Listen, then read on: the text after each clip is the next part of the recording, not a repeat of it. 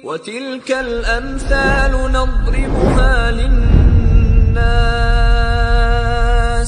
وَمَا يَعْقِلُهَا إِلَّا الْعَالِمُونَ. Ketika sudah mandi, sudah wudhu, menuju kendaraan, naik di atas kendaraan, duduk, kemudian menghadap ke arah kiblat. Ketika menghadap ke arah kiblat, disunnahkan membaca Alhamdulillah, Subhanallah, Allahu Akbar.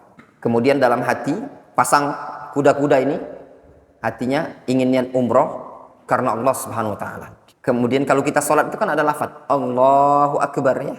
Nah, kita itu lafadzkan dengan lafaz labbaik Allahumma umrotan atau labbaika umrotan, labbaika umroh atau Allahumma labbaika umroh atau labbaika Allahumma umrotan. Menurut sebagian para ulama, pelafazan labbaika umrotan hukumnya wajib.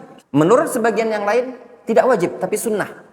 Yang wajib itu niat yang dalam hati tadi, niat untuk masuk ke ibadah umroh. Jadi ketika di atas kendaraan sudah berada di tempat mikot, ini kita sudah siap-siap mau masuk ke ihram. Kita niatkan labbaika umrotan atau labbaika Allahumma umrotan. Pada saat peniatan dalam hati, itulah yang menjadi tolak ukur masuknya ke umroh. Lafaz itu sunnah katanya mereka. Ada yang bilang enggak, lafaz itu wajib, harus lafazkan. Labbaika Allahumma umrotan, anggaplah wajib. Kita anggaplah wajib ya. Labbaika Allahumma umrotan. Ketika sudah antum lafazkan labbaika Allahumma umrotan atau labbaika umrotan, berarti sudah dianggap antum masuk ke ibadah umroh. Lah masuk. Ketika antum sudah masuk, antum berkewajiban harus menyelesaikan umrohnya. Atau ada ataunya.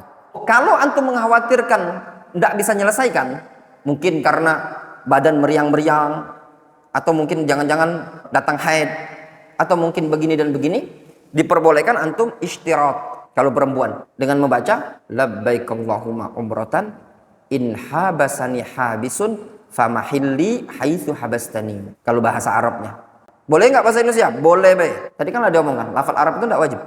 Boleh dia mengatakan labbaik Allahumma umrotan, ya Allah, kalau seandainya ada yang menghalangiku untuk tidak bisa menyelesaikan ibadah umroh ini tadi, maka di tempat yang menghalangiku tadilah aku sudah halalkan umrohku. Maka kalau seandainya tiba-tiba tidak bisa menyelesaikan, sakit, tadi Hardian tuh tanya, sudah ada yang sakit dia katanya, jamaah dia. Nah, gimana solusinya? Kalau dia sudah istirahat dari awal, ya sudah, tidak kena dam, umrohnya dianggap sah. Walaupun tidak tawaf, walaupun tidak sa'i. Itu faedah istirahat, namanya istirahat. Ketika mengucapkan labbaik Allahumma umrotan, sudah dianggap umroh kita berjalan.